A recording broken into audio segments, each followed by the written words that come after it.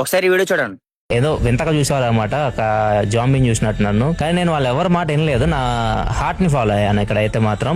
So నాకు చేయాలనిపించింది, చేద్దాం. అందరు నవ్వుకునే వాళ్ళు. నేను అసిస్టెంట్ ప్రొఫెసర్ గా పనిచేసానప్పుడు నా ఫస్ట్ వీడియోస్ అన్ని చూసుకొని నా స్టూడెంట్స్ కూడా నవ్వుకునే వాళ్ళు. అవన్నీ పక్కా పెట్టేసి నా హార్ట్ నేను ఫాలో అయ్యాను, నా మైండ్ నేను ఫాలో అయ్యాను. సో అది ఎన్ని అడ్డంకులు వచ్చినా గానీ అది నేను వదలలేదన్నమాట. చేసుకుంటూ వచ్చాను, ఇక్కడ దాకైతే వచ్చాను. అనుకున్నది చాలా మంది చేయడానికి సిగ్గుపడుతుంటారు, భయపడుతుంటారు. ఇవి రెండు మీరు వదిలేయాలి.